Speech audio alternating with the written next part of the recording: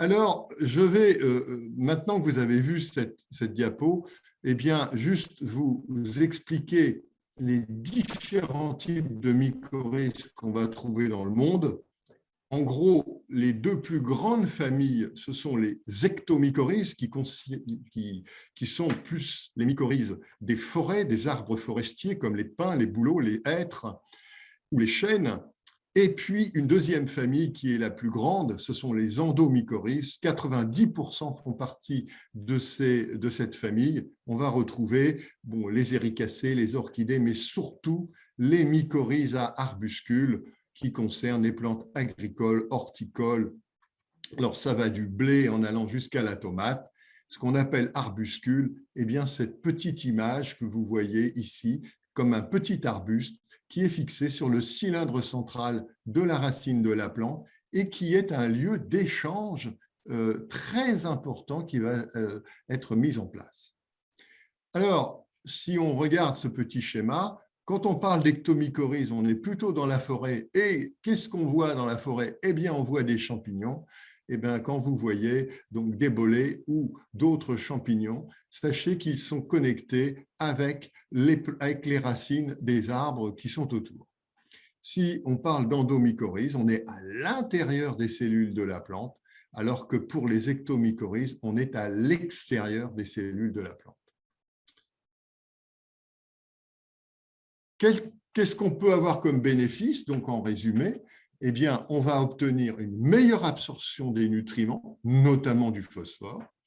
On va avoir une assimilation, une efficience de la biodisponibilité du sol grâce aux champignons, des tolérances au stress abiotique, donc la sécheresse, la chaleur, mais aussi le sel, puisque ces plantes vont pouvoir permettre une meilleure adaptation au sol salé.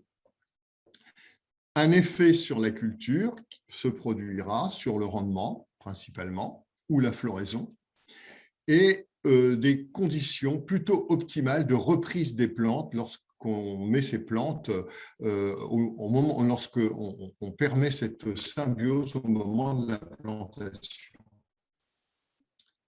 Qu'est-ce qu'on peut dire d'autre sur ces petits champignons? Eh bien, dans le cadre de la nouvelle harmonisation européenne, une nouvelle unité de comptage pour harmoniser tous ces petits champignons mycorhiziens avec une unité qui s'appelle l'UPM, donc unité potentielle mycorhizogène, qui regroupe les arbuscules, le mycélium, les vésicules et les spores.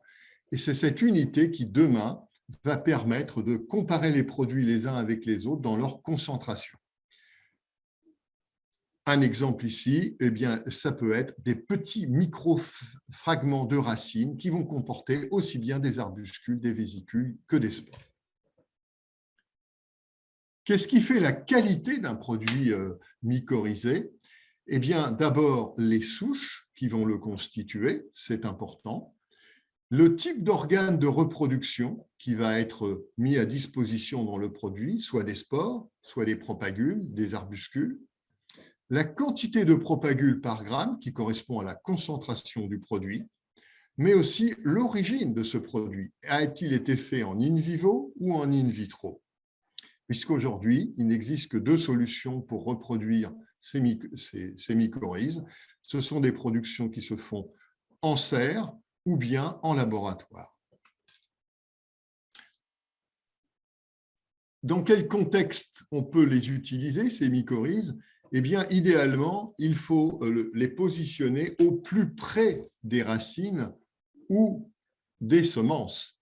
Donc, les stades d'application vont être le pelliculage des semences, l'enrobage des racines ou alors, dans le sol, le positionnement de granulés à proximité des semis ou des plantes.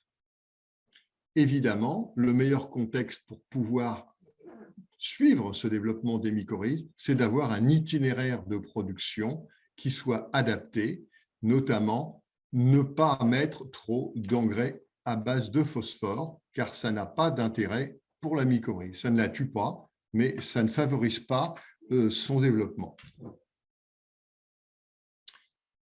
Vous expliquez tout ce qu'on peut trouver comme mycorhize comme je vous l'ai dit, trouver de l'in vivo ou de l'in vitro. Dans les deux cas, on peut trouver des spores ou des propagules. La différence entre l'in vivo et l'in vitro, c'est le côté non axénique ou axénique. Qu'est-ce que ça veut dire non axénique en in vivo?